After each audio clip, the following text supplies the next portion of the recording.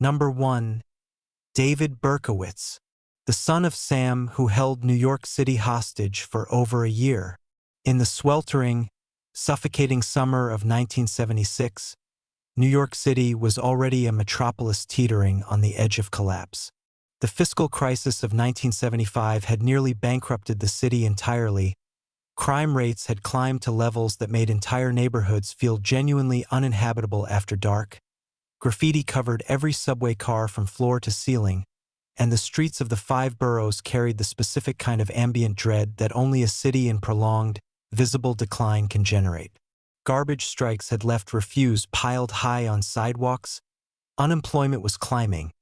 and the collective mood of the city's 8 million residents had curdled into something between resignation and barely suppressed panic.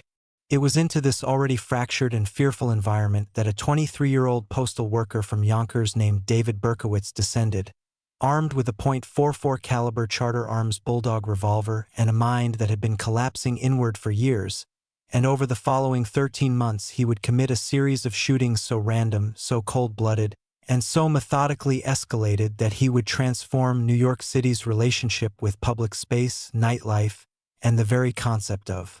personal safety in ways that endured for decades. David Berkowitz was born Richard David Falco on June 1, 1953, in Brooklyn, New York. His mother, Betty Falco, was involved in an extramarital affair and was not in a position to raise the child, and so she gave him up for adoption shortly after his birth. He was adopted by Nathan and Pearl Berkowitz, a Jewish couple living in the Bronx, who gave him their surname, raised him in their home in the Co-op City neighborhood, and by all available accounts provided him with a stable and loving domestic environment during his early childhood years. Nathan Berkowitz worked hard to give his adopted son opportunities, and the family lived modestly but without deprivation in one of the Bronx's more orderly residential areas. David attended public school, was considered by his teachers to be reasonably intelligent though easily distracted, had a particular gift for sports, and for a time appeared to be developing along entirely unremarkable lines. But beneath the surface of this ordinary suburban childhood, currents of psychological disruption were already running. Berkowitz was a large child who used his size to bully younger and smaller classmates, a behavior that teachers noted with concern but that was not treated as a serious indicator of deeper pathology at the time. He struggled to form genuine friendships, gravitating instead toward a kind of isolated, domineering relationship with the world around him that kept other children at arm's length. And then, in 1967, when Berkowitz was just 13 years old, Pearl Berkowitz died of breast cancer. The loss devastated him in ways that he has described in subsequent interviews and writings as foundational to everything that came after. Pearl had been the emotional anchor of the household, and her death left a void that Nathan Berkowitz, a man of practical rather than emotional temperament, was not equipped to fill. Nathan remarried in the early 1970s and eventually relocated to Florida with his new wife, a development that left David, now a young adult, living essentially alone in New York City, a young man with no stable family structure, no close friendships, no romantic relationships of any significance, and a growing internal landscape of resentment, loneliness, and what he would later describe as an overwhelming sense of rejection that he associated specifically with women. He enlisted in the United States Army in 1971, at the age of 18, and served a 3-year tour that included a deployment to South Korea. Fellow soldiers and supervisors described him as a competent if unexceptional soldier, and he received an honorable discharge in 1974 with no disciplinary record. Returning to New York, he worked a series of unremarkable jobs, including a position as a security guard and eventually a job as a letter carrier for the United States Postal Service in the Bronx. He lived alone in a succession of small apartments, first in the Bronx and later in Yonkers, and the isolation of his daily life deepened incrementally. He had no social life to speak of, no romantic relationships, and an internal monologue that was becoming increasingly dark, increasingly focused on rage toward women, and increasingly shaped by what he would later describe as demonic voices that had begun communicating to him through various channels, including, most famously, through the barking of his neighbor's dog. Whether these voices were genuine psychotic experiences, elaborate post hoc fabrications designed to support an eventual insanity defense, or something more ambiguous and complex, they became the internal narrative that Berkowitz used to frame and justify what he was about to do. In 1975, he began setting fires throughout New York City, a compulsive behavior that he documented obsessively in a personal diary, eventually confessing to having started over 1,400 fires across the boroughs and logging each one with the care and precision of a man who took genuine pride in his work. This pyromaniac phase was, in retrospect,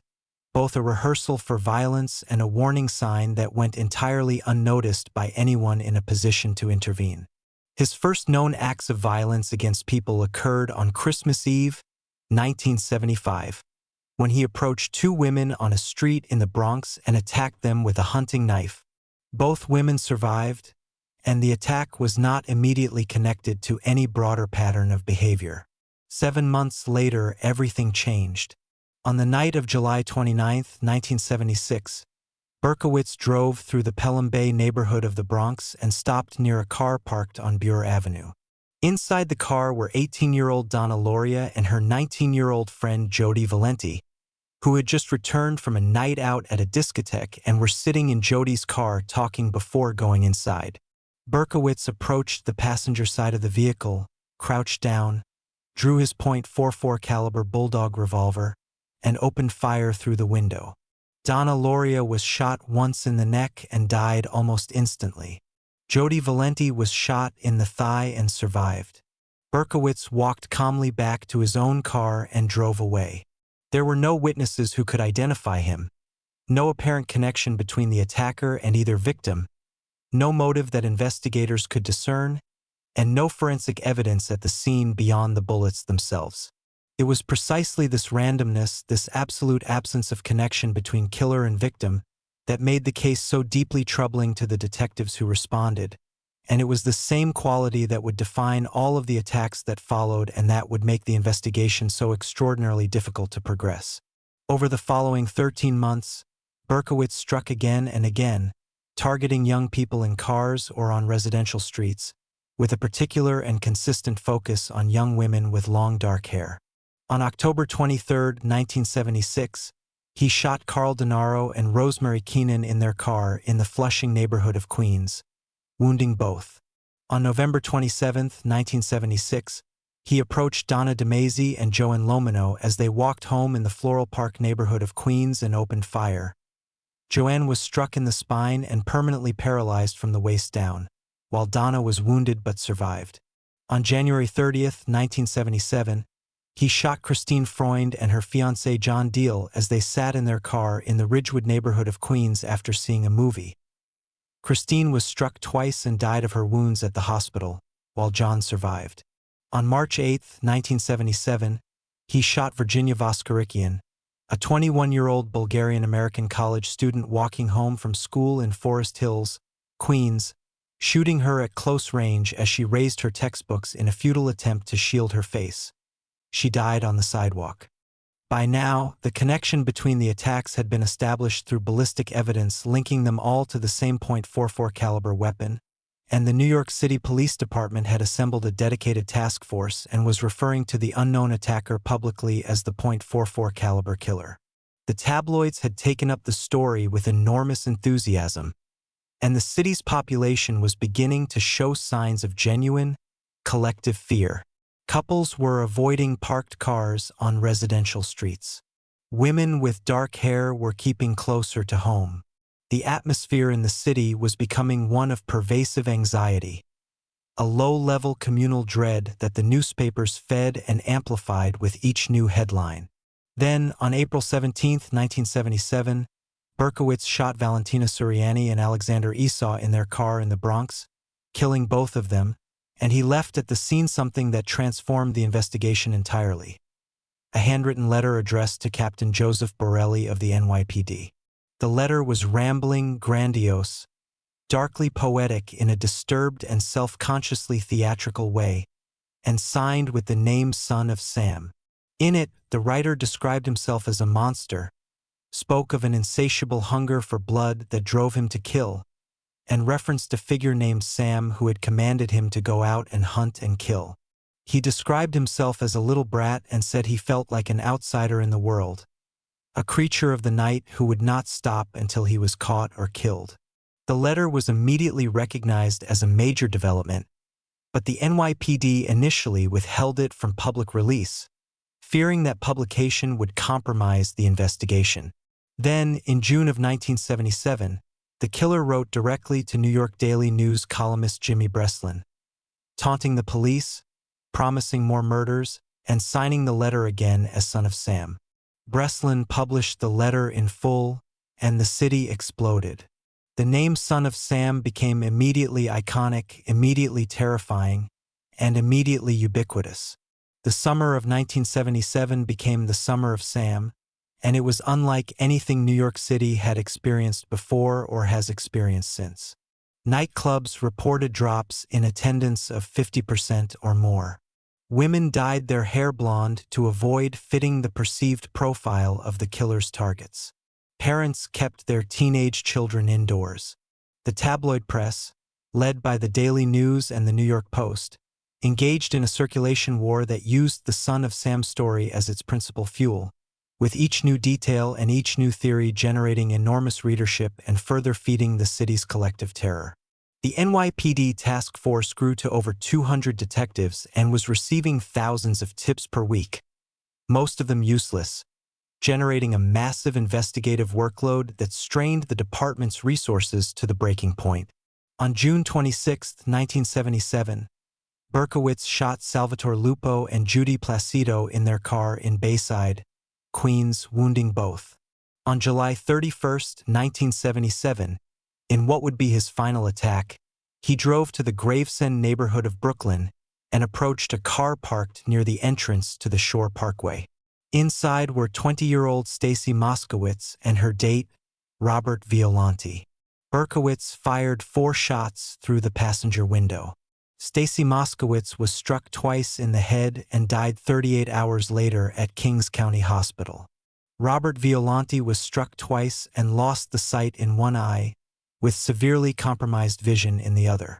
It was this last attack, this most recent and most fully witnessed crime, that finally generated the lead that broke the case open.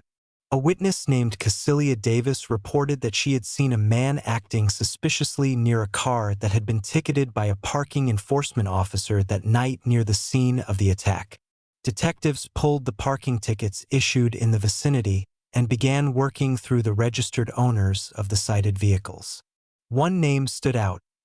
a David Berkowitz of 35, Pine Street in Yonkers, New York. Detectives traveled to Yonkers and spoke with neighbors at the Pine Street address, one of whom reported that she had received a menacing, paranoid letter from Berkowitz some months earlier, and that she had long found his behavior disturbing and erratic. When detectives examined Berkowitz's car in the parking lot of his building,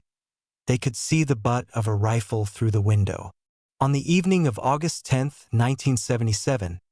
a team of NYPD detectives led by Deputy Inspector Timothy Dowd staked out the Pine Street address. When David Berkowitz emerged from the building that evening and walked toward his car,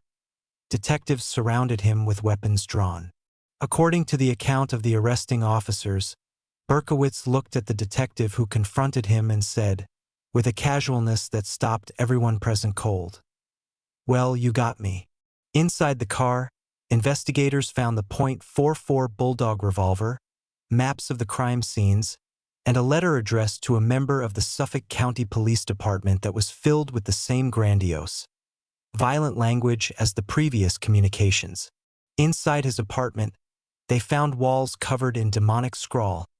news clippings about the murders, and evidence that confirmed beyond any doubt that they had found their man. During the interrogation that followed, Berkowitz offered his now famous explanation for the murders: that his neighbor Sam Carr's black Labrador retriever,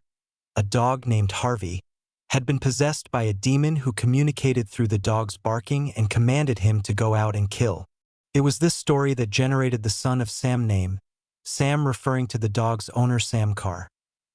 Psychiatric evaluations were conducted over the following months, and while an initial evaluation found Berkowitz unfit to stand trial due to possible psychosis, a subsequent and more thorough evaluation by Dr. David Abrahamson determined that Berkowitz was legally sane, was aware of the nature and wrongfulness of his actions, and had fabricated or at minimum grossly embellished the demonic possession narrative. He was found competent to stand trial. On June 12, 1978, David Berkowitz appeared in court in Brooklyn and pleaded guilty to all 6 murders, waiving his right to a jury trial. Judge Joseph Corso sentenced him to 25 years to life for each murder, to be served consecutively, for a total of 365 years in prison. He was transported to Attica Correctional Facility, where in 1979 a fellow inmate slashed him across the left side of the neck with a razor blade, leaving a scar that Berkowitz has carried ever since. He was later transferred to the Sullivan Correctional Facility in Fallsburg, New York, where he has remained. In subsequent years, Berkowitz renounced his demonic possession narrative and admitted that he had fabricated it, claiming that the murders were driven purely by his own internal rage, resentment toward women, and compulsive desire for power and notoriety. He became a born-again Christian in 1987 following what he described as a profound religious experience, and he has maintained this religious identity consistently in the decades since. He has appeared before the New York State Board of Parole more than a dozen times and has been denied release on every occasion, most recently in 2022, with the board consistently citing the severity and premeditated nature of his crimes and the danger he would pose to public safety. He remains incarcerated at Sullivan, now in his early 70s, and has stated publicly that he does not believe he should ever be released. The legal legacy of the Son of Sam case extended far beyond the criminal proceedings themselves. In 1977, New York State enacted what became universally known as the Son of Sam Law, a piece of legislation that prohibited criminals from profiting financially from the sale of their stories to publishers or entertainment companies, requiring that any such proceeds be placed in escrow and made available to the victims or their families. The original version of the law was challenged on First Amendment grounds and was struck down by the United States Supreme Court in a 1991 decision in the case of Simon & Schuster v. Crime Victims Board, but revised versions of the law were subsequently enacted in New York and adopted in various forms across dozens of other states. The case also contributed to significant changes in how the NYPD managed major investigations, including the development of more systematic approaches to coordinating large task forces and processing high volumes of tip information. David Berkowitz killed 6 young people and wounded 7 others across 13 months in 1976 and 1977. He did not know any of his victims. He chose them for their availability, their vulnerability, and the simple fact that they happened to be in the wrong place at the moment when his compulsion to kill was at its most acute. In that randomness lay the particular genius of his terror, the fact that there was nothing any of his victims could have done differently to protect themselves, and nothing any ordinary New Yorker could do to ensure they would not be next. He transformed a city of 8 million people into a community of genuine, personal, daily fear, and the memory of that summer has never entirely left the collective consciousness of New York. Number 2, Joel Rifkin, the Long Island landscaper who murdered 17 women while living with his mother. If David Berkowitz was a killer defined by his hunger for attention, who wrote theatrical letters to police captains and newspaper columnists and gave himself a dramatic name, then Joel Rifkin stands as something closer to his psychological inverse. A profoundly unremarkable, socially invisible man who committed 17 murders over nearly 4 years without attracting a single moment of serious suspicion from anyone in his life, who lived with his mother and sister in the comfortable Long Island suburb where he had grown up, who worked seasonally as a landscaper and gardener, who attended local community college courses without distinction, and who was regarded by the neighbors who had known him for years as nothing more threatening than a somewhat awkward, somewhat unkempt young man whose most notable eccentricity was a tendency to drive a battered pickup truck with expired license plates. It was those expired plates, a detail so mundane it barely registers as a detail at all, that finally ended his killing spree on a Long Island highway in the early hours of June 28, 1993. But by that point 17 women had already been murdered, their remains scattered across Long Island, New York City, and New Jersey in garbage bags, buckets, and trunks, and the man responsible had been driving past the homes and lawns and school bus stops of his neighbors every single day without anyone having the faintest idea who he truly was. Joel Rifkin was born on January 20, 1959, in New York City and was adopted as an infant by Bernard and Jean Rifkin, an educated middle-class couple who settled in East Meadow, Nassau County, Long Island, and raised Joel in a home that was by all accounts stable, warm, and materially comfortable. Bernard Rifkin was a landscape architect, a detail that would acquire a grim irony in later years, and Jean was a devoted and attentive mother who by many accounts was the most important relationship in Joel's life throughout his childhood and into his adult years. But from the very first days of his school career, it was apparent that Joel Rifkin was struggling in ways that went beyond the ordinary difficulties of childhood. He was diagnosed with learning disabilities that made reading and writing laborious and that put him perpetually behind his peers academically. He was bullied with a consistency and cruelty that marked his entire school experience, from elementary school through his years at East Meadow High School, where he graduated in 1977 with few friends, no academic distinctions, and no clear direction. The social and romantic failures that defined his adolescence continued without relief into his adult years. He attended Nassau Community College and later transferred to the State University of New York at Brockport, but he dropped out without completing a degree and returned to East Meadow to live with his parents. He worked a series of low-wage jobs, including positions as a groundskeeper and landscaper, and made occasional attempts to establish himself as a more independent adult,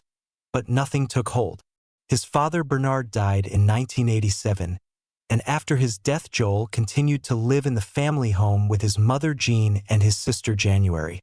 He had no serious romantic relationships, no social life, no career trajectory, and no apparent prospects, and the gap between the life he had imagined for himself and the life he was actually living was, by his own later account, a source of profound and corrosive shame that he carried with him every day. He had begun visiting prostitutes in Manhattan and Queens during his young adult years,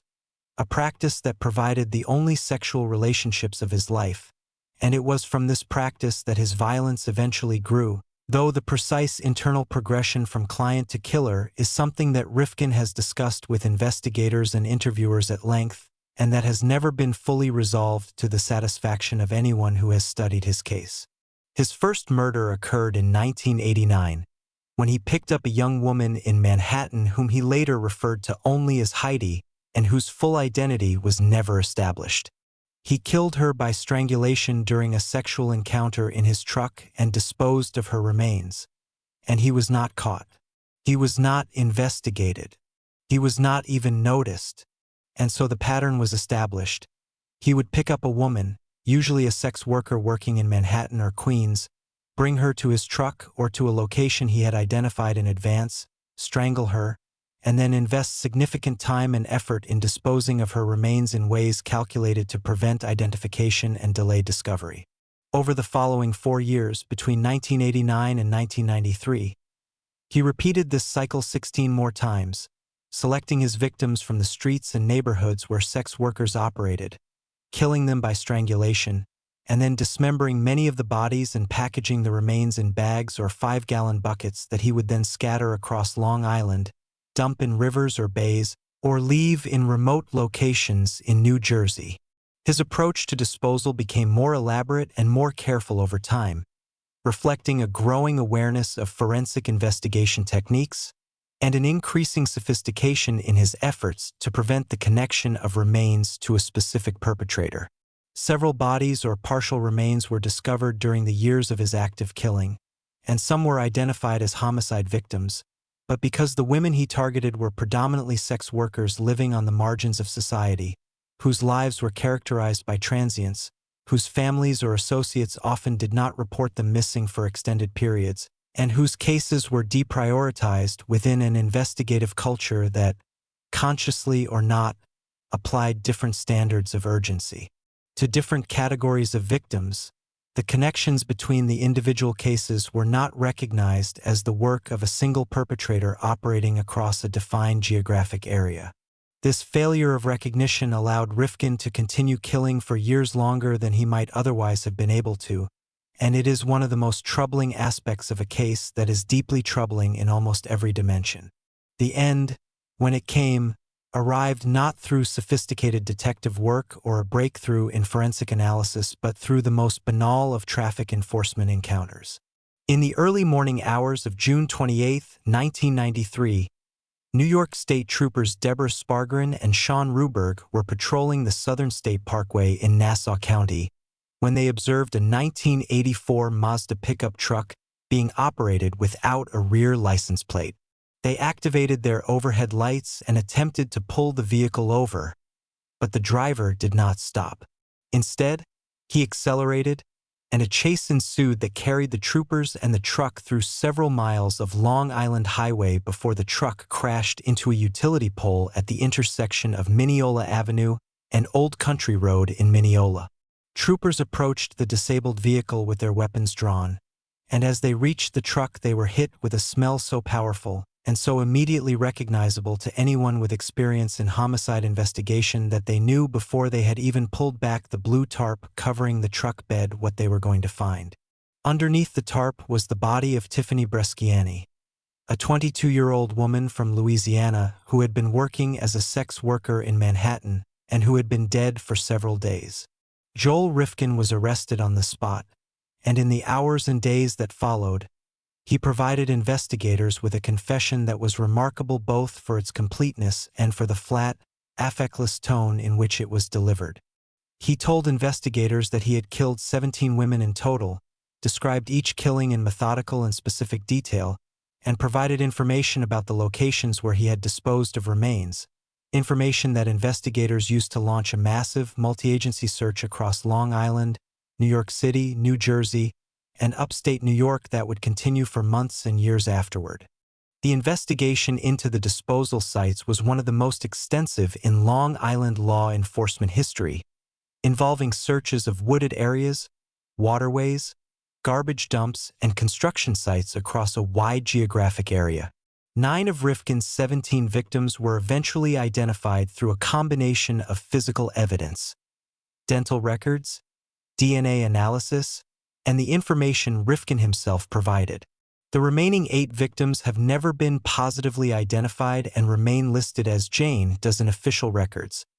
a circumstance that has caused enduring anguish to families across the country who have spent years wondering whether a missing daughter,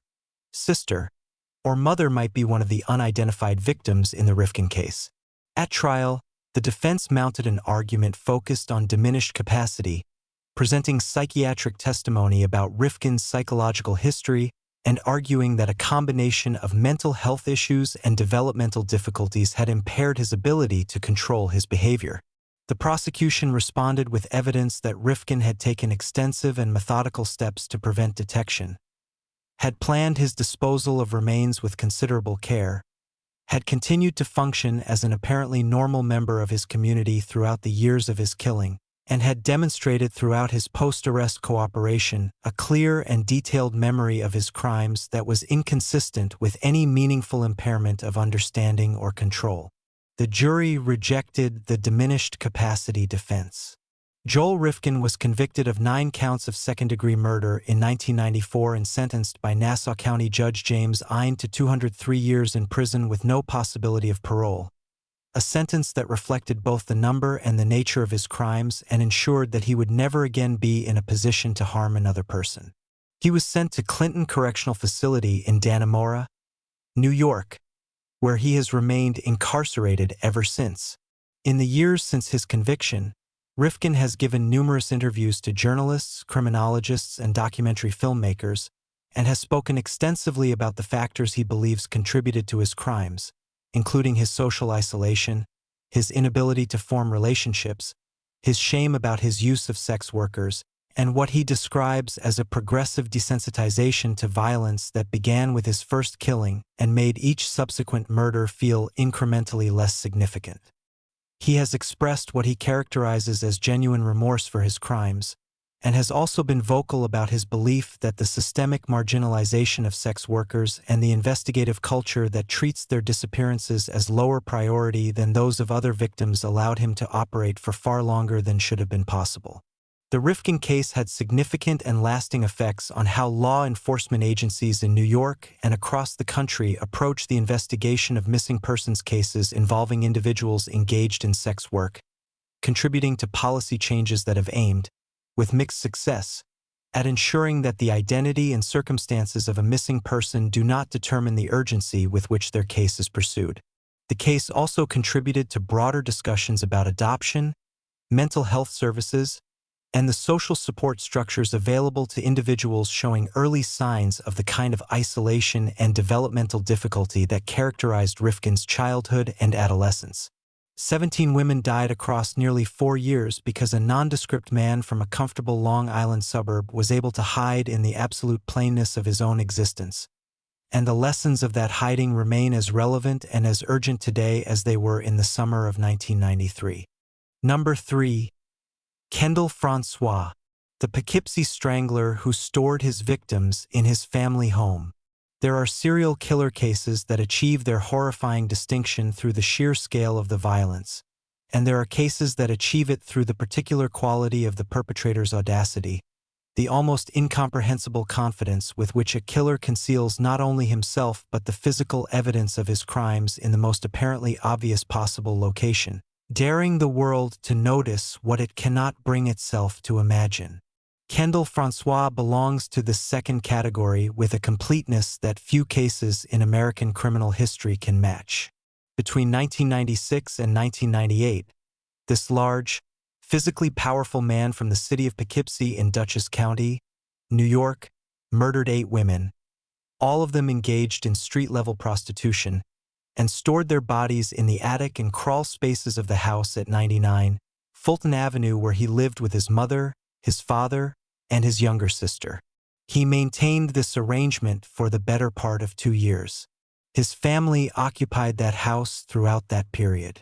They slept beneath a roof under which 8 murdered women were decomposing. They cooked in a kitchen on a floor below those remains. They came and went through a front door that belonged to a building that had effectively been transformed into a charnel house, and by every available account, not one of them understood what was happening until the day that investigators arrived and the smell that had long been attributed to poor housekeeping revealed itself as something infinitely more terrible. The Kendall Francois case is one of the most disturbing in the history of New York State, and it is disturbing not only because of the murders themselves, which were brutal and numerous, but because of everything the case reveals about the systemic failures that allowed it to go on as long as it did,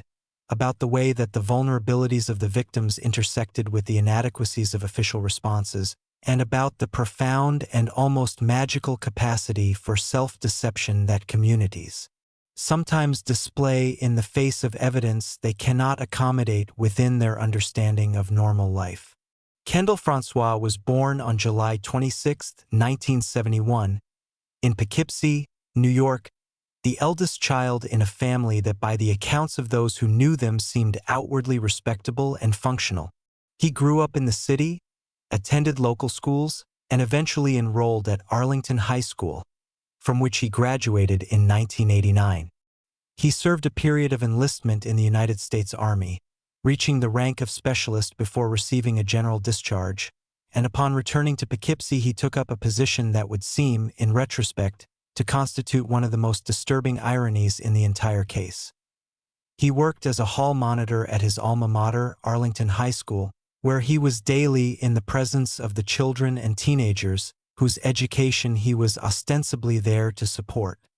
He was a large man, standing over 6 feet tall and weighing in excess of 300 pounds, and he was known in the specific social world of Poughkeepsie street prostitution circuit as a regular client who paid for services and who had, on at least 2 documented occasions before the murders began, been violent toward women he had engaged. Police reports existed on file before Francois committed his first murder, indicating that women had come to officers and described being assaulted by him, but these reports did not result in criminal charges, a failure that the subsequent investigation would identify as one of several points at which intervention might conceivably have prevented the deaths that followed. The first murder is believed to have occurred in 1996, and over the following 2 years, 7 more women who worked the streets of a specific corridor in Poughkeepsie disappeared. The women who disappeared were known to each other and to local advocates and social service workers, and their disappearances were reported repeatedly to the Poughkeepsie Police Department by friends, family members, and community organizations that were tracking the pattern of vanishings with growing alarm. The response from official channels was, by the accounts of those advocates, inadequate and frustratingly slow, colored by assumptions about the lifestyles of the missing women that led investigators to weight alternative explanations for their disappearances, including the possibility that they had simply moved on or were somewhere out of contact, more heavily than the evidence warranted. As the months passed and the disappearances accumulated, the women who continued to work the streets of Poughkeepsie lived with an awareness that something was wrong, that their colleagues were vanishing and not returning, and that the authorities were not treating this pattern with the urgency it deserved. Kendall Francois was a known figure in this world. He was large, he was recognizable, and at least some of the women who continued to work those streets knew that he had been violent before. But he continued to operate freely because no charges had been brought, no formal investigation had been directed at him, and the institutional mechanisms that might have flagged him as a person of interest had not been engaged in any meaningful way. The break in the case came in September of 1998, and it came not from investigative work but from the survival and courage of a single woman. On September 1, 1998, a woman named Katina Newmaster managed to escape from Kendall Francois after he attacked her during what had begun as a commercial sexual encounter. She went directly to the Poughkeepsie Police Department, described her attacker, and provided identifying information that detectives were able to use immediately. The investigation that had been proceeding slowly for 2 years suddenly accelerated to urgent speed. Within 24 hours, detectives had identified Francois as the primary suspect and obtained a search warrant for the family home at 99 Fulton Avenue. On September 2, 1998, investigators entered the house. The smell hit them at the threshold. Overwhelming, unmistakable, the smell of prolonged death in an enclosed space. They found the bodies, or what remained of them, in the attic and in the crawl spaces of the house. The remains of 8 women were recovered from the Francois family home, some of which had been there for nearly 2 years. The 8 victims were eventually identified as Wendy Myers,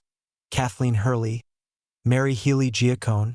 Katina Newmaster's friend and fellow street worker Gina Manning, Michelle Eason, Kathleen Baxter, Sandra French, and Jacqueline Mendez. Each of them had last been seen alive somewhere in the vicinity of the streets where Francois had encountered them, and each of them had been strangled to death. Kendall Francois was arrested at the scene and was taken into custody without significant incident. In the interrogation room, faced with the overwhelming physical evidence that had just been recovered from his own home, he confessed to all 8 murders. He described his method, which was strangulation during sexual encounters, and he described the process by which he had moved the bodies into the attic and crawl spaces of the family home, a process that he spoke about with a flatness and a matter-of-factness that investigators found deeply disturbing. He claimed that he had been driven by an uncontrollable rage that built within him and that he could not manage, and he expressed what appeared to be a genuine, if limited, awareness of the magnitude of what he had done. Psychiatric evaluations were commissioned, and the evaluating clinicians identified significant psychological pathology, including elements that some classified as consistent with schizotypal personality disorder and severe sexual sadism. There was debate about whether the extent of his mental illness was sufficient to support a defense of not guilty by reason of mental disease or defect under New York law, but prosecutors and the court ultimately determined that Francois was competent to stand trial and that his mental condition did not meet the legal threshold for the insanity defense. In 2000,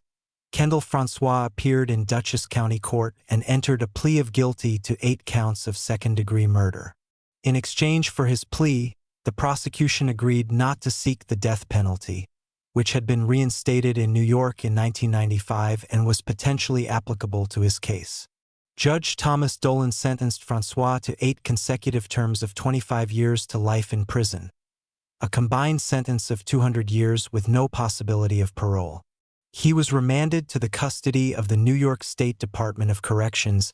and sent to the Clinton Correctional Facility in Dannemora. He died in prison on September 11, 2014, of non-Hodgkin lymphoma, at the age of 43, having served 14 years of his sentence. The families of his 8 victims have spoken publicly and repeatedly in the years since the case about the experience of watching their loved ones disappear one by one while the official response remains sluggish. And their testimonies represent some of the most powerful and important documentation of how the identity and circumstances of victims can shape, consciously or otherwise, the urgency that investigators and institutions bring to the task of finding out what happened to them. The Poughkeepsie case prompted legislative and procedural changes in New York aimed at improving the tracking of missing persons and the investigation of cases involving individuals engaged in sex work, and it became a frequently cited example in national discussions about the systemic biases that determine whose disappearance is treated as a crisis requiring immediate, comprehensive response and whose is treated as an administrative matter to be managed at a more leisurely pace. It also contributed to the passage of New York state legislation related to the rights of sex workers to report crimes without fear of prosecution, a reform that advocates argued might have brought information about Francois to official attention years earlier and potentially saved multiple lives. Number 4. Richard Cottingham. Richard Cottingham occupies a singular and deeply disturbing position in the catalog of serial killers who have operated in and around New York City, not only because of the number of women he killed and the extraordinary cruelty with which he treated them, but because of the completeness and the duration of the double life he maintained, because of the methodical intelligence he brought to the concealment of his crimes, and because his story continued to unfold and expand long after his initial arrest, with new confessions and new revelations emerging across more than 4 decades of incarceration that have progressively extended the known reach of his violence to a degree that investigators are still working to fully comprehend and document. Known variously as the Torso Killer, the Times Square Killer, and the New Jersey Ripper, Cottingham killed at least 11 women across a criminal career that spanned from the late 1960s to 1980, operating primarily in New York City and in the northern New Jersey suburbs where he lived, commuting between the two worlds with the ease and confidence of a man who had absolute faith in his own invisibility. He worked by day in Manhattan as a computer operator for Blue Cross Blue Shield of Greater New York, a job he held for years and at which he was regarded as a competent and reliable employee. He lived in a comfortable house in Lodi, Bergen County, New Jersey, with his wife and 3 children, coached youth sports, attended church, and was described by virtually everyone who occupied his domestic world as a quiet, dependable, unremarkable man who gave no indication of any inner life that departed in any way from the suburban norm. For more than a decade, that image was never seriously questioned by anyone, not his wife, not his neighbors, not his colleagues, not the police, and not the hotels and bars of Manhattan where he was, in parallel, conducting a campaign of sadistic violence against women that was among the most brutal and methodical documented in the metropolitan area's criminal history. Richard Cottingham was born on November 25, 1946, in the Bronx, New York, and grew up in Ridgefield Park, Bergen County, New Jersey, the son of an insurance executive who by all accounts provided a stable, conventional middle-class upbringing. He attended local schools without particular distinction, graduated from high school in 1965, and entered the workforce rather than pursuing higher education, eventually finding his way into the data processing field that would provide his professional identity for the remainder of his working life. He married in 1970, and in the early years of his marriage, he appeared to be settling into the domestic life that his upbringing and his social milieu had scripted for him. But the fantasies of domination and sadism that had been developing in his inner life since adolescence were not dormant during these years.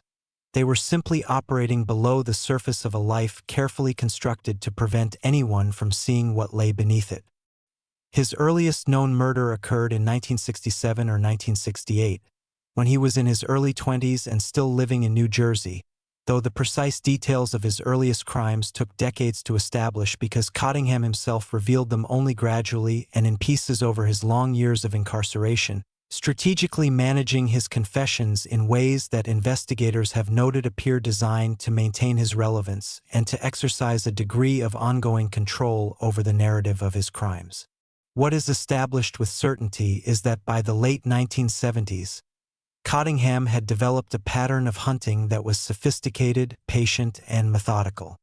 He would frequent the bars and massage parlors of Midtown Manhattan, particularly in the Times Square area, which in the late 1970s was a center of street prostitution, adult entertainment, and the kind of transient nightlife that provided cover for predatory behavior. He would identify a woman, engage her in conversation, offer money for sexual services, and bring her to one of the budget hotels that lined the streets of the Times Square district. What happened in those hotel rooms was sadistic violence of an order that shocked the experienced homicide investigators who processed the resulting crime scenes. Women were beaten, bound, tortured over extended periods, sexually assaulted with extraordinary brutality, and ultimately murdered by strangulation or suffocation. And in several cases, Cottingham then took steps to prevent identification of his victims that demonstrated both forensic awareness and a willingness to engage in acts that even by the standards of serious criminal violence were extreme and deeply troubling. The crime that brought him the most notoriety, and the one that generated the torso killer epithet that has attached to him ever since, occurred in December of 1979. On the morning of December 2, 1979, a housekeeper at the Quality Inn Hotel at 42nd Street and 8th Avenue in Midtown Manhattan opened the door to room 417 and found what investigators described as a scene of almost unimaginable horror. Two young women had been murdered in the room, and their bodies had been deliberately, methodically decapitated and dehanded, with the heads and hands removed and taken from the scene in an obvious attempt to prevent identification. The bodies had then been set on fire, further complicating both the forensic examination and any effort to establish identity. Despite the removal of the heads and hands and the fire damage, investigators were eventually able to identify one of the two women as Dita Goodarzi, a 22-year-old woman who had been working as a prostitute in the Times Square area. The second woman was never identified and remains listed in official records as a Jane Doe. The Times Square hotel murders generated significant investigative activity, but Cottingham was not identified as a suspect in that case at the time, and he continued to kill. The arrest that finally ended his freedom came not in New York but in New Jersey, and it came because on the night of May 22, 1980, he made an error. He allowed a victim to survive. Leslie Ann Odell was a young woman who had been working in a bar in Hasbrouck Heights, Bergen County, New Jersey, when Cottingham approached her, offered her money, and brought her to the Travel in Motor Lodge. What followed was an assault of extended duration and ferocious brutality, but Odell survived, and when she managed to escape from the motel room, she immediately flagged down a passing police officer. Officers responded to the motel within minutes, found Cottingham still at the scene, and arrested him. In his possession were items of jewelry and identification documents belonging to previous victims, trophies that he had retained and that instantly transformed what might have been a single assault case into something far more expansive. In the searches that followed, investigators found additional evidence linking Cottingham to multiple murders across New Jersey and New York, and the full scope of what he had been doing, in parallel with his Sunday morning church attendance and his weekend coaching of youth soccer, began to emerge. At his first trial in New Jersey in 1981, Cottingham was convicted of 5 murders and received a sentence of 173 to 197 years in prison. He was subsequently tried and convicted of additional murders in New Jersey in 1984 and again in subsequent proceedings, and in 2010 he pleaded guilty to the 2 murders committed in the Times Square Hotel in 1979, receiving additional consecutive life sentences that made any prospect of release entirely theoretical. And then the confessions continued. Throughout his decades of incarceration, Cottingham has periodically surfaced with new admissions of additional crimes, a behavior that investigators have described as reflecting a desire for continued attention and a strategy of parceling out information in ways that keep him relevant and keep investigators returning to speak with him. In 2020 and 2021, he confessed to additional murders in New Jersey and New York, including crimes dating back to the late 1960s and early 1970s that had remained unsolved for 50 years. And in several of these cases, investigators were able to corroborate his accounts through physical evidence and circumstantial records. As of the early 2020s, Cottingham has been charged with or convicted of killing at least 11 women,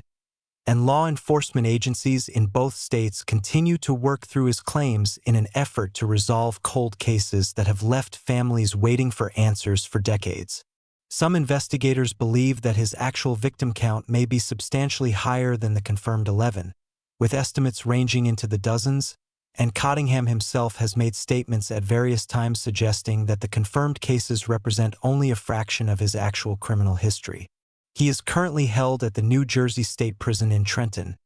where he is serving multiple consecutive life sentences and where, now in his late 70s, he continues to be the subject of ongoing investigative inquiries. The Cottingham case is perhaps the most complete and most disturbing illustration in the New York metropolitan area's criminal history of what criminologists call the compartmentalized killer,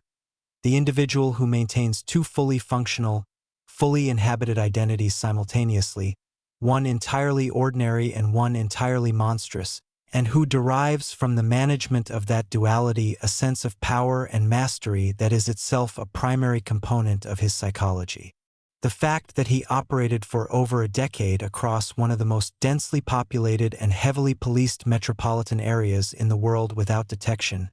commuting daily between his suburban family life and his Manhattan predation, is a testament both to his intelligence and self-discipline and to the frightening ease with which a determined killer can hide within the ordinary fabric of a society that is not looking for what it cannot imagine. Number 5. Albert Fish, the Gray Man, New York's most monstrous killer of the early 20th century. In the long, deeply disturbing, and extensively documented history of American serial killers, very few figures generate the kind of absolute, visceral, totalized horror that surrounds Albert Fish, a mild-mannered, white-haired, grandfather-appearing man who traveled across the northeastern United States over a period of several decades committing acts of pedophilia, rape, torture, murder, and cannibalism that were so extreme,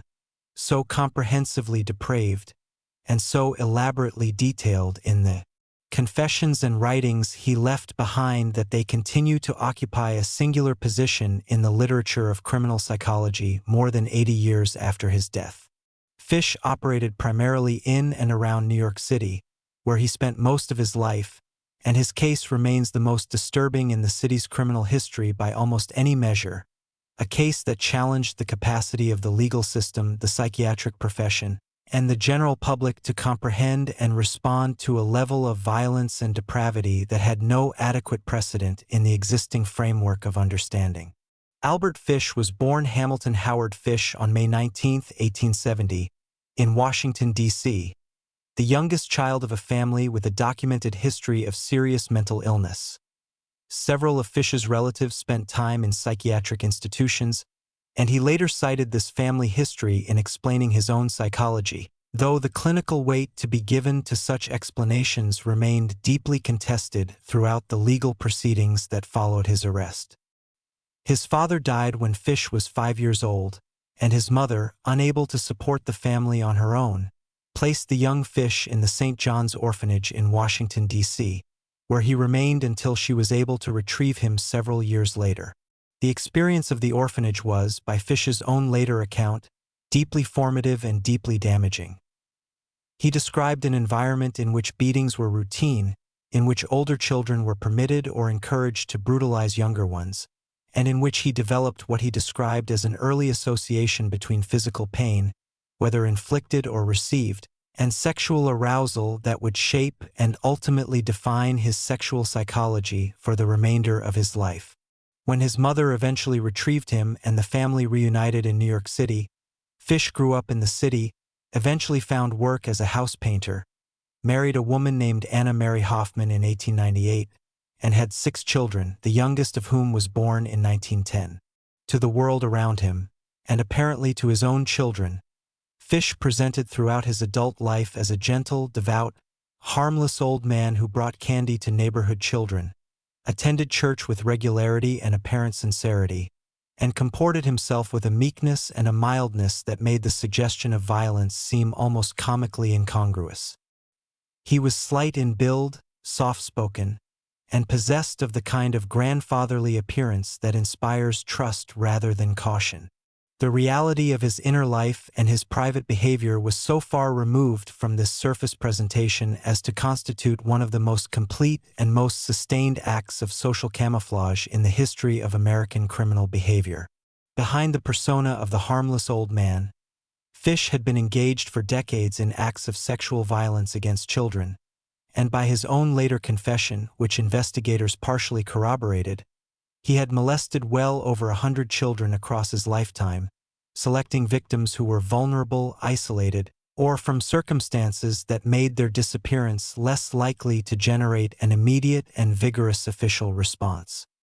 He also engaged in elaborate self-mutilation, inserting needles and other sharp objects into his body in the area of his groin and pelvis, a practice that X-rays taken after his arrest documented in startling visual detail, revealing a dense field of metal objects embedded in his flesh, including at least 29 needles, some of which had been there for so long they had partially embedded in bone. He consumed human flesh on multiple occasions,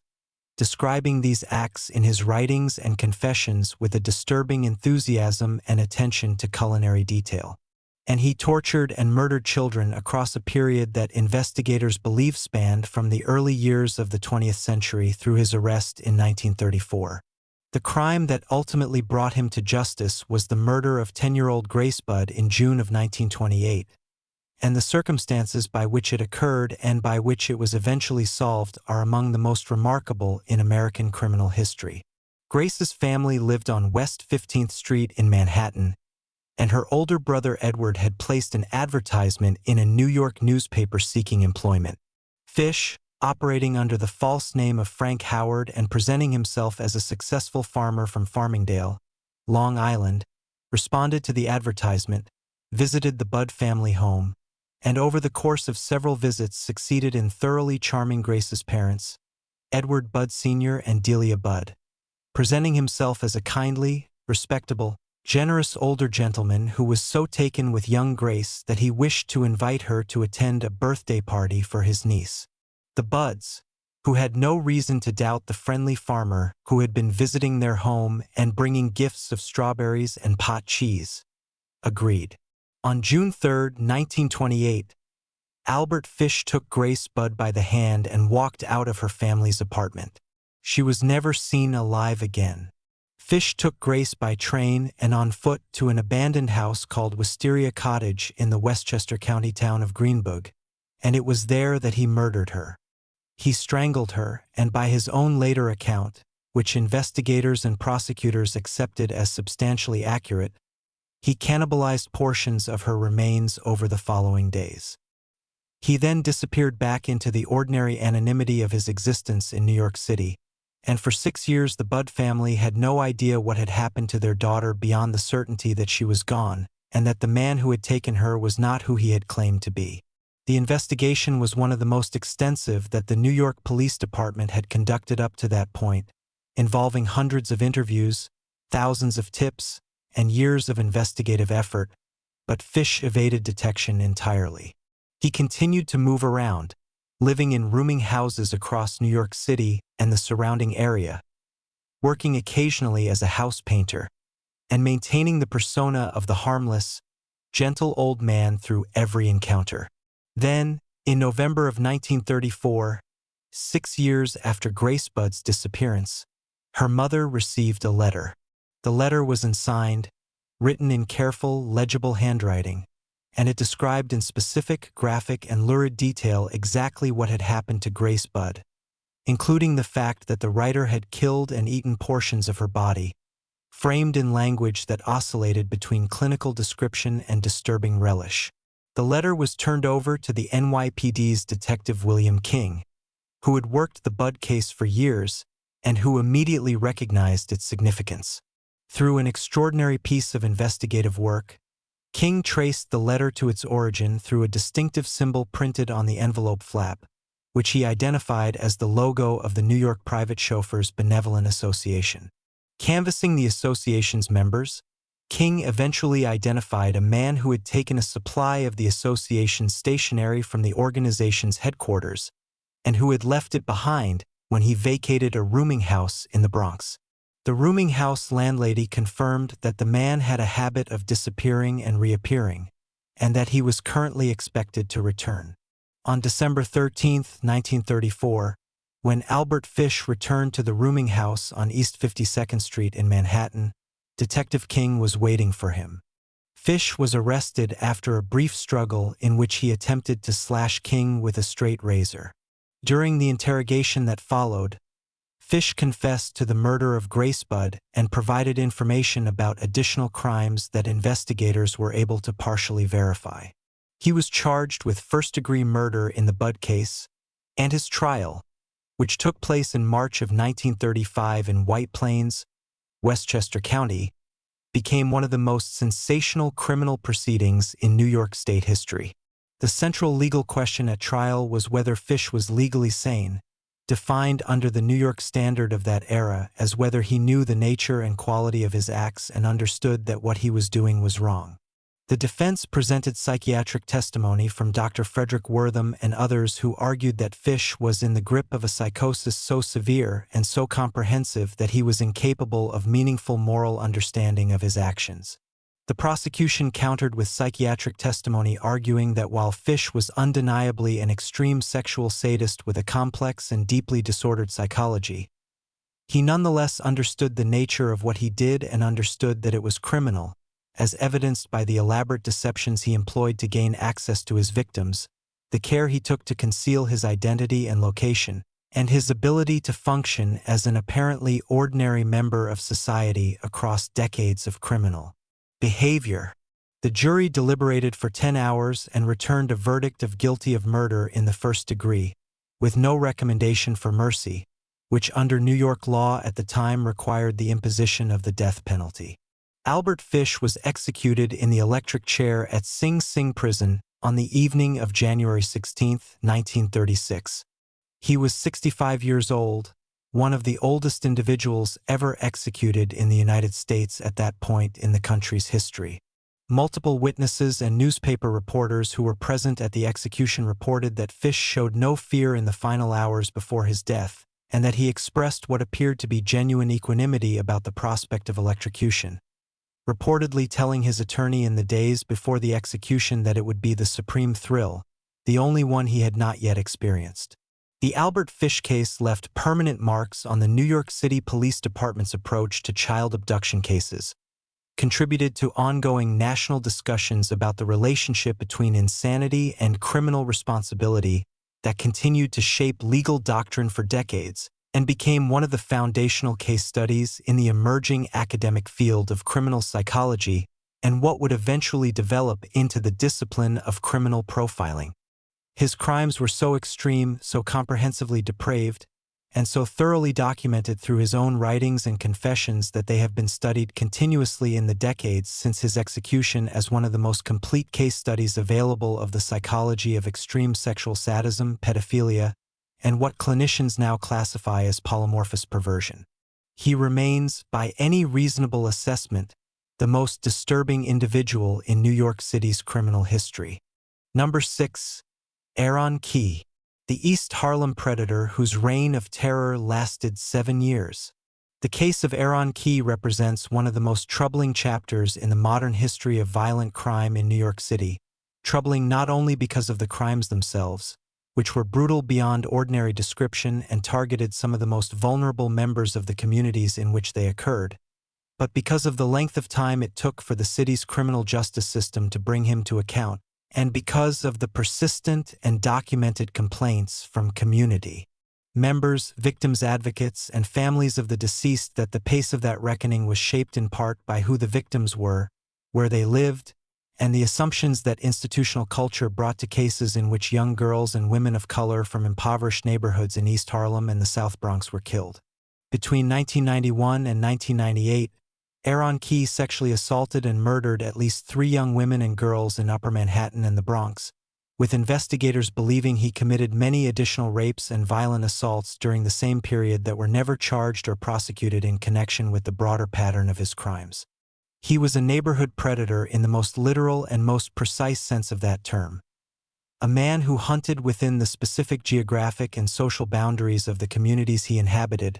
who selected victims whose vulnerability was maximized by their youth, their poverty, and their physical proximity to him, and who exploited his familiarity with those communities to create the conditions in which he could operate without detection for years. Aaron Key was born in New York City in 1969 and grew up in the East Harlem neighborhood of Manhattan, the kind of environment characterized during his youth by concentrated poverty, inadequate services, and the compounding social crises of the crack epidemic and the AIDS crisis that defined urban life in New York in the 1980s.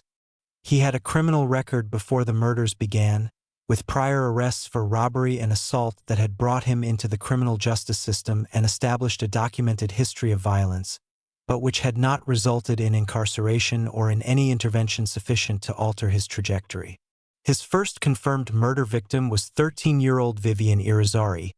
a young girl from the neighborhood who was found in October of 1991 in the stairwell of a building in East Harlem. She had been raped and then set on fire. She was 13 years old.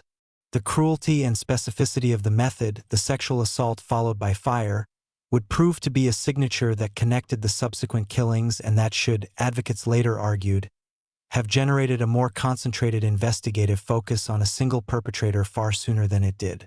His second confirmed murder victim was 16-year-old Rashida Washington, who was found in circumstances similar to those of Vivian Irizarry in East Harlem in 1992, having been sexually assaulted and her body burned. She was 16 years old.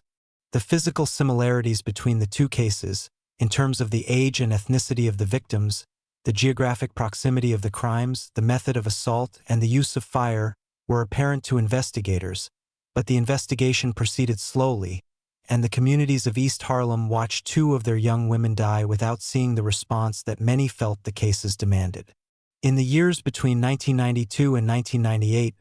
Key continued to commit additional sexual assaults in the area that were reported to police but that were not connected in a formal investigative sense to the murders, a failure of information integration that would later become one of the central criticisms of the official response to his crimes. His third confirmed murder victim was 22-year-old Paula Ilera, who was found in the Bronx in 1998, having been subjected to the same combination of sexual assault and fire that had defined the earlier murders. By this point, investigators had long had biological evidence in the form of DNA profiles recovered from rape kit samples taken at the earlier crime scenes, but in the early and mid-1990s, the systems for running those DNA profiles against databases of convicted offenders were not yet fully developed or fully operational within the New York City investigative infrastructure, and the profiles sat in evidence without a match for years. The break in the case came in 1998, when improvements in DNA database technology and the expansion of the New York State DNA Databank finally produced a match between the biological evidence recovered from the crime scenes and a DNA profile on file for Aaron Key, who was in the database by virtue of his prior criminal record. Detectives from the New York City Police Department moved quickly once the match was confirmed. They placed Key under surveillance, obtained an additional DNA sample from him through that surveillance that confirmed the match beyond any reasonable doubt, and arrested him in April of 1998. The arrest produced significant media attention, both because of the nature of the crimes and because of the years that had passed between the first murder and the arrest, Years during which community advocates had been vocal about what they perceived as a disparity in the investigative resources devoted to cases involving victims from poor communities of color compared to those involving victims from more affluent or predominantly white neighborhoods. The trial of Aaron Key was a landmark proceeding in the history of DNA evidence in New York City criminal courts, with the prosecution building its case around the biological evidence in ways that were at the time relatively novel in the context of serial murder prosecutions. Key maintained his innocence throughout, challenging the reliability and chain of custody of the DNA evidence. But the prosecution's case was overwhelming, and the jury was not persuaded by the defense's challenges. In 1999, Aaron Key was convicted of 3 counts of murder in the second degree, multiple counts of rape, sodomy, and sexual abuse, and additional charges including arson. Judge Bud Goodman sentenced him to a total of 400 years and 6 months in prison, a sentence designed not only to ensure that Key would never be released, but to signal the court's assessment of the magnitude of what he had done and the suffering he had caused. He was remanded to the New York State Department of Corrections, where he remains incarcerated. The families of his 3 confirmed murder victims, and particularly the families of Vivian Irizarry and Rashida Washington, who were killed when they were barely teenagers, have given public testimony over the years that is among the most powerful in the record of advocacy surrounding this case. Testimony that describes not only the personal devastation of losing a child or a sister to murder, but the secondary devastation of feeling that the system whose job it was to find out what happened and to bring the responsible person to justice did not treat their loved one's case with the same seriousness and the same urgency that it would have brought to the case of a victim from a different background. The Key case became a significant reference point in the ongoing national conversation about how race, class, and geography shaped the investigative and prosecutorial response to violent crime, and it contributed to specific policy changes within the New York City Police Department related to the integration of biological evidence from sexual assault cases into ongoing investigations of violent crime. It also contributed to New York State's expansion and improvement of its DNA databank, a development that has since led to the resolution of numerous other cold cases and that represents one of the most significant advances in criminal investigation technology in the state's history. Number 7. Altemio Sanchez, the bike path killer who terrorized Buffalo for over 20 years. The city of Buffalo, in Erie County in western New York, is not a city that appears prominently in most popular accounts of New York State's criminal history, overshadowed as it often is by the overwhelming gravitational pull of New York City in the popular imagination. But Buffalo has its own deeply disturbing chapter in the annals of serial violence, one that unfolded over more than 2 decades, that claimed the lives of 3 women and left a trail of sexual assaults spanning a generation, and that ended not through any brilliance of official investigation but through the quiet, determined, agonizing work of a civilian task force, a group of retired law enforcement officers, journalists, and private citizens who refused to let the cases go cold. And through a piece of DNA evidence recovered from a coffee cup at a restaurant in a Buffalo suburb in January of 2007. Altemio Sanchez, a factory worker and married father of 2 sons who had lived in the Buffalo suburb of Clarence for years, and was known to his neighbors as a quiet, unremarkable family man who coached youth baseball and attended church, was the bike path killer, and his crimes began in 1981 and continued until his arrest in 2007, a span of 26 years during which 3 women were murdered and at least 7 others were sexually assaulted in parks and along the bike paths and recreational trails of the Buffalo metropolitan area. Altemio Sanchez was born in Puerto Rico in 1958 and came to the United States as a young man, eventually settling in the Buffalo area, where he found work in manufacturing, married a woman named Kathleen, had 2 sons, and constructed the external architecture of a conventional suburban working-class life that gave no indication of the violence he was simultaneously conducting in the parks and on the bike paths of the region. His first known crime occurred in 1981, when he sexually assaulted a woman on a bicycle path in the Amherst area, and his criminal activity along recreational trails continued intermittently through the 1980s and into the 1990s. His first known murder occurred in September of 1990, when 22-year-old Linda Yalom, a University at Buffalo student, was found strangled near the Ellicott Creek Trailway in Amherst. She had been out for a run on the bike path when she was attacked. The murder generated significant fear in the Buffalo area and a substantial investigative response, but no suspect was identified at the time. Investigators recovered biological evidence from the scene that generated a DNA profile, but no match was found in available databases. His second known murder victim was Majane Mazur, a 46-year-old woman who was found strangled near the Clarence Bike Path in October of 1992. Again, biological evidence was recovered, and again the DNA profile matched the profile from the Yalom case, establishing that the same individual had committed both murders, but the identity of that individual remained unknown. For years, the investigation proceeded without significant breaks, and the cases gradually faded from the public consciousness of the Buffalo area, though they never faded entirely from the awareness of those who had loved Linda Yalom and Majane Mazur. The third murder occurred in August of 2006, when 45-year-old Joan Diver, a runner and mother of 4 from Clarence, was found strangled on a trail in the Clarence area. The DNA profile recovered from the Diver scene matched the profiles from the 2 earlier murders, and the discovery of a third body connected to the same perpetrator reignited both the official investigation and the public's attention. A task force was assembled, and the reinvigorated investigation benefited both from improved forensic technology and from the obsessive dedication of a group of private citizens, including retired homicide investigator Dennis Delano and journalist Maki Becker of the Buffalo News, who had been tracking the cases independently for years and who provided invaluable analytical and investigative support to the official effort. The break came in January of 2007. Acting on information developed through the investigation, detectives arranged to observe Altimio Sanchez at a restaurant in Cheektowaga and retrieved a coffee cup he had used, obtaining a DNA sample that they then compared to the profiles from all 3 murder scenes. The match was perfect across all 3 cases. Sanchez was arrested on January 15, 2007, at his home in Clarence, to the absolute shock of his neighbors, his colleagues, and apparently his family. His wife Kathleen later stated publicly that she had no knowledge of any aspect of his criminal behavior,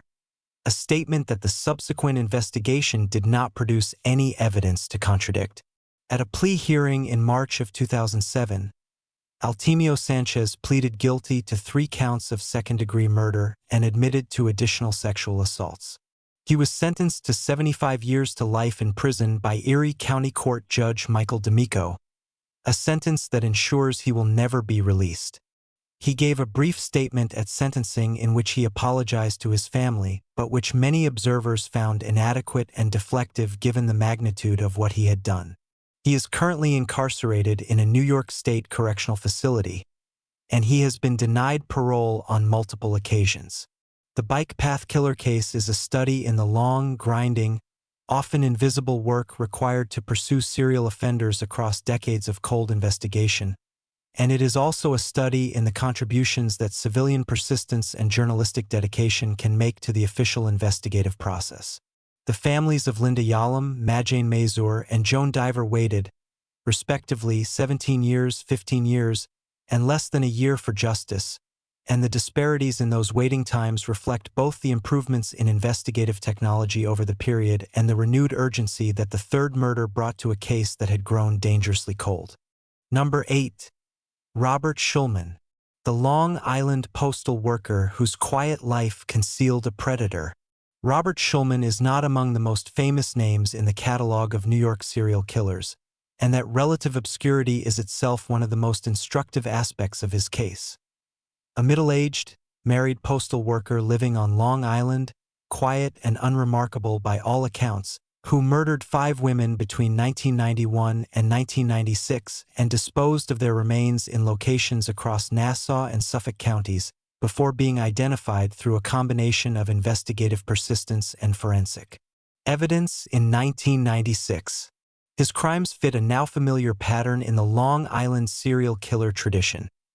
Victims who were sex workers selected from advertisements or street contacts, strangulation as the method of killing, and disposal of remains in remote or isolated locations designed to delay discovery and prevent identification. But the Shulman case has its own specific and disturbing characteristics that give it a distinct place in the record of violent crime in suburban New York, and it contributes to the disturbing pattern of Long Island as a geography that has, for reasons investigators and criminologists have long attempted to understand, produced a disproportionate number of serial predators who lived entirely conventional lives by day while committing murders by night. Robert Shulman was born in 1948 and had lived on Long Island for most of his adult life, working as a mail carrier for the United States Postal Service, married and living in Hauppauge, Suffolk County. He had a history that included prior criminal activity, specifically a prior conviction for attempted rape, which had resulted in a prison sentence but which had not prevented him from subsequently resuming a life that looked, from the outside, entirely ordinary. The history of that prior conviction is one of the most troubling aspects of the case in retrospect, because it represents a documented warning about his danger to women that the systems that encountered him were not able or equipped to act upon before 5 more women died. His murders are believed to have begun in 1991, and by the time he was arrested in 1996 he had killed 5 women, all of them connected in some way to the sex trade, whose remains had been recovered at various points over the intervening years in locations across Long Island. The investigation that identified Shulman was long and methodical, proceeding through the patient accumulation of forensic evidence and investigative interviews that eventually pointed investigators toward him as a suspect. When detectives moved to arrest him in 1996, the evidence they had assembled was sufficient to support charges in multiple cases, and the arrest was made without significant incident. At trial, Shulman was convicted of multiple counts of murder and sentenced to life in prison without the possibility of parole. He was sent to a New York State correctional facility, where he died while incarcerated. The Shulman case added another disturbing entry to the Long Island serial killer record and contributed to the growing body of evidence that led investigators and policymakers to examine more carefully the patterns of predation against sex workers on Long Island, patterns that would eventually culminate in the investigations surrounding the Long Island serial killer, a still unidentified perpetrator believed to have killed at least 10 people whose remains were found along Ocean Parkway in 2010 and 2011 and who remains at large. Number 9. John Edward Robinson, the slave master whose crimes connected Kansas City to New York. John Edward Robinson occupies an unusual position in the history of serial killing because he represents in many respects a transitional figure. A man who began his criminal career in the era of classified newspaper advertisements and continued it into the age of the Internet, eventually becoming one of the first known serial killers to use online communication as a tool for identifying and luring victims, and whose crimes, while centered primarily in the Kansas City area, had significant connections to New York and represented a pattern of predatory behavior that investigators in multiple states, including New York, tracked across a period of more than 15 years. Born in Cicero, Illinois in December of 1943, Robinson was a serial fraudster and conman long before he became a serial killer, with a criminal record that stretched back to the 1960s and that included convictions for theft, fraud, and embezzlement across multiple jurisdictions.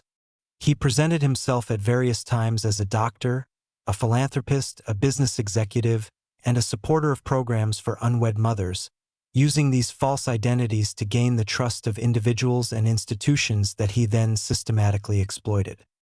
His connection to New York derived primarily from his use of the New York-based BDSM and dominant submission community, which he accessed through internet chat rooms and bulletin boards in the mid-1990s, presenting himself as a master seeking submissives and using the protocols of that community to establish contact with women whom he would then lure to Kansas, where at least 5 of his known victims were killed.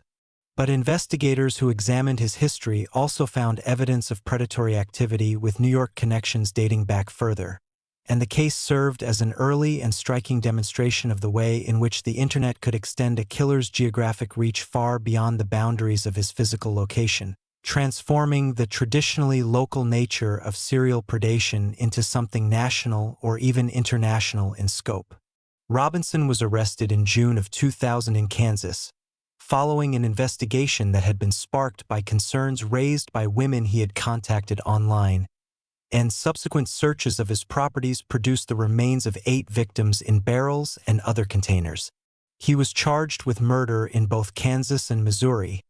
and after extensive legal proceedings, was convicted in Kansas of 3 capital murders and sentenced to death. He was also convicted of additional murders in Missouri. He remains on death row in Kansas. The Robinson case was studied carefully by law enforcement agencies in New York and across the country as an early model of internet-facilitated serial predation, and it contributed to the development of investigative protocols and training programs specifically designed to address the new forms of victim targeting and luring that internet technology made possible.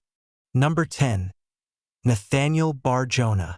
whose crimes in New York and beyond exposed systemic failures in the monitoring of violent offenders. The case of Nathaniel Bar-Jonah is, in certain respects, the most systemically disturbing entry on this list, not because the crimes he committed were necessarily the most numerous or the most spectacularly violent, though they were deeply serious and caused profound suffering to his victims and their families, but because his case is perhaps the clearest and most thoroughly documented illustration in the New York criminal record of what happens when the systems designed to monitor, track, and manage known violent offenders fail in their fundamental function, allowing a man with a long and documented history of predatory violence against children to move through institutions, communities, and jurisdictions committing crime after crime while the information that should have triggered intervention existed somewhere in the official record but was never effectively acted upon. Nathaniel Bar-Jonah, who was born David Paul Brown in 1957 in Auburn, Massachusetts, had a criminal history in New York State that began in the 1970s and that should, by any reasonable assessment of the information available to the various institutions that encountered him, have resulted in a level of supervision and monitoring sufficient to prevent the crimes he committed in subsequent years. As a teenager in New York, he committed acts of assault and attempted strangulation against children, crimes that brought him into the juvenile justice system and that resulted in commitments to psychiatric facilities. These early crimes demonstrated a specific and dangerous fixation on young boys and a willingness to use serious physical violence in pursuit of his predatory objectives. Upon reaching adulthood, he was released and reintegrated into the community, and the information about his early history was not effectively transmitted to the institutions and communities that subsequently encountered him. He committed additional crimes in Massachusetts in the 1990s, including a conviction for assault with intent to murder following an attack on 2 young boys in Worcester in 1991. For which he was sentenced to a lengthy prison term that was commuted after he served a portion of it. Upon his release, he relocated to Great Falls, Montana, where in 1999 a young boy named Zachary Ramsey disappeared and was never found, and where Bar-Jonah was subsequently arrested on charges of child molestation involving multiple victims. A search of his home in Montana produced, among other deeply disturbing evidence, a coded journal and what investigators and prosecutors argued were recipes containing references to child flesh, evidence that contributed to a theory, never proven at trial, that Bar-Jonah had murdered and cannibalized Zachary Ramsey. He was convicted in Montana of multiple counts of child molestation and sentenced to 130 years in prison. He died in prison in 2008 from complications related to obesity. The Bar-Jonah case prompted extensive and painful examination of the mechanisms by which information about dangerous offenders is communicated between jurisdictions and between institutions, the adequacy of the supervision provided to individuals released from custody after convictions for serious violent offenses, and the specific vulnerabilities that allow predators with documented histories of violence against children to continue operating because the systems that should be tracking them are fragmented, underfunded, and insufficiently integrated to perform their protective function. His case was cited repeatedly in legislative discussions in New York and across the country about sex offender registry laws, community notification requirements, and the management of individuals who have demonstrated a persistent and serious pattern of predatory violence,